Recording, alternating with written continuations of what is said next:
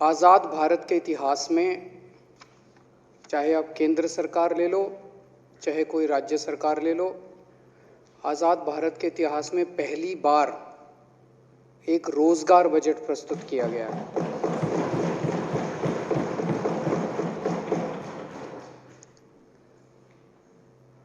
रोजगार की समस्या तो आज़ादी से ही है। 1947 में देश आज़ाद हुआ था, तभी से हमारे युवाओं की रोजगार की समस्या रही है, कभी कम कभी ज़्यादा।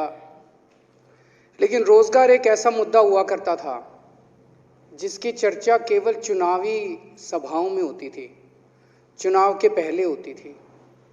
हर पॉलिटिकल पार्टी चुनाव के पहले कहती थी हम आए तो हम 5 लाख नौकरी दे देंगे, हम आए तो हम 10 लाख नौकरी दे देंगे, ये कर देंगे, वो करो। फिर चुनाव जीतने के बाद कोई बात नहीं करता रोजगार की, उसके बाद तो फिर बंदर बांट होती है।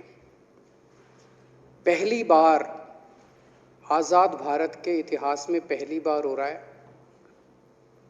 कि एक बजट केवल और केवल रोजगार के इर्द गिर्द बनाया गया है, बच्चों को रोजगार देने के लिए बनाया गया, सबके घर में खुशहाली लाने के लिए बनाया गया है।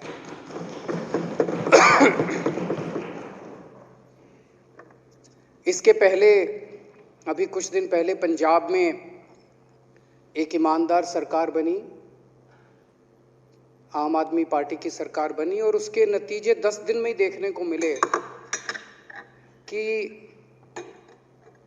पहली कुछ घोषणाओं में से एक घोषणा थी कि वहां पे 25,000 सरकारी नौकरियां निकाली गई और 1 महीने में उनकी भर्ती चालू हो जाएगी। 35,000 कर्मचारियों को पंजाब में पक्का करने की घोषणा की गई। और अब दिल्ली के अंदर एक बजट लाया गया है जिसमें 20 लाख,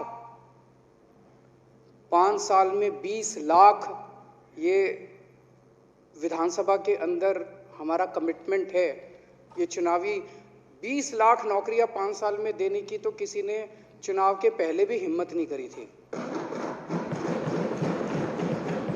यहां तक कि उत्तर प्रदेश, बिहार, जो इतने बड़े बड़े राज्य हैं जहां पे इतनी बड़ी बड़ी उनकी जनसंख्या है, वहां भी कोई पॉलिटिकल पार्टी ये नहीं कहती चुनाव के पहले भाई हम आए तो हमको वो दो, वोट दो, हम 20 लाख नौकरियां दे देंगे।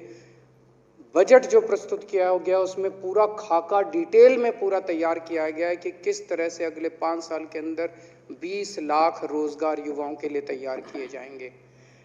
जब से ये बजट प्रस्तुत किया गया है अध्यक्ष महोदय, इतने फोन आ रहे हैं, युवा इतने खुश हैं, केवल दिल्ली के नहीं देश भर के युवा खुश हैं कि कम से कम देश की दिशा इस डायरेक्शन में तो आने लगी।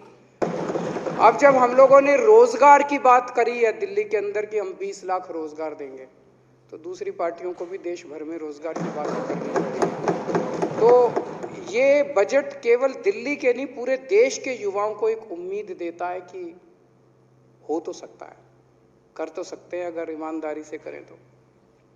ये जो इतनी चीजें हम करते हैं, हम स्कूल बनाते हैं, हम अस्पताल बनाते हैं, ये हम क्यों करते हैं? हम रोजगार बजट क्यों लाते हैं? ये इसलिए क्योंकि हमारी विचारधारा, हमारी पार्टी की विचारधारा ऐसी है।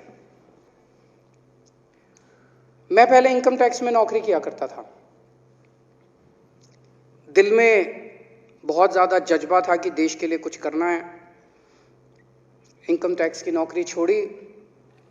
नौकरी छोड़ने के बाद मैं सुंदर नगरी की झुग्गियों में जाके काम करने लगा। हमारे राजेंद्र पाल गौतम वहां से एमएलए हैं। कई दिनों तक मैं झुग्गियों में रहा, खुद भी एक झुग्गी लेके मैं वहीं झुग्गियों में रहता था। मैं देखना चाहता था इस देश के गरीब का दर्द क्या है। ये जो व्यवस्था है ना, पिछले 75 साल से चली आ रही है। 75 साल से इस देश के अंदर जितनी सरकारें आई, सरकार मतलब काम रोको, सरकार मतलब जनता को कुछ करने ना दो, सरकार मतलब जनता के काम रोको, रोकने के लिए बनी है ये सरकारें। पहली बार एक सरकार आई है जो जनता के काम करने के लिए बनी है। इस देश के लोग बहुत आगे बढ़ना चाहते हैं, इस देश में बहुत टैलेंट है। अब ये मनीष जी बिजनेस ब्लास्टर करवा रहे हैं स्कूलों के अंदर, क्या टैलेंट निकल के आ रहा है, क्या शानदार बच्चे ऐसे ऐसे आइडियाज लेके आ रहे हैं। इन बच्चों को आगे बढ़ने देना है अपने को, इनको रोकना नहीं है। 75 साल से इस देश को रोका गया, घोटा गया, इस देश को गला पकड़ के मतलब करने नहीं दिया लोगों को। इसे बदलना है। अध्यक्ष महोदय, इस देश में जब भी कोई आदमी सुनता है कि इन नेताओं ने भ्रष्टाचार कर दिया, उसके आग लग जाती है अंदर, मन करता है यार कुछ करो इसका। इतना भ्रष्टाचार 75 साल में इन सारी पार्टियों ने, इन्होंने, नेताओं ने लूटने में कोई कसर नहीं छोड़ी, जम के लूटा इन्होंने।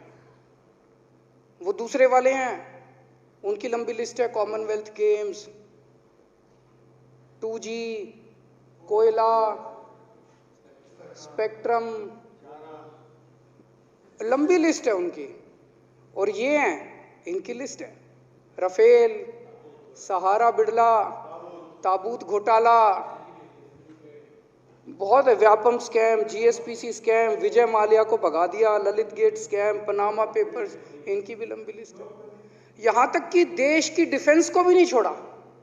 उन्होंने बोफर्स घोटाला किया, इन्होंने राफेल घोटाला किया। देश के डिफेंस को भी इन लोगों ने नहीं छोड़ा। जनता को बहुत ज्यादा तकलीफ होती है। एक तो जनता देखती है कि उनका पैसा लूट लिया, देश को लूट लिया, और दूसरे देखते कि सारे क्लीन चिट हो गई सबको।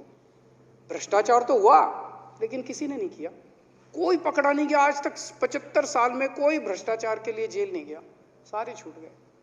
तो एक तरह से जनता के जले पे नमक छिड़कते हैं। मेरा मानना है भ्रष्टाचार को देश के साथ गद्दारी का ऐलान कर देना चाहिए। जो भ्रष्टाचार करेगा उसे गद्दारी माना जाएगा। देश के साथ गद्दारी कर रहा है वो। पूरे देश के लोगों को लगा यार हो तो सकता है, करा नहीं इन्होंने अभी तक, 75 साल में इन्होंने करा नहीं, हो तो सकता है।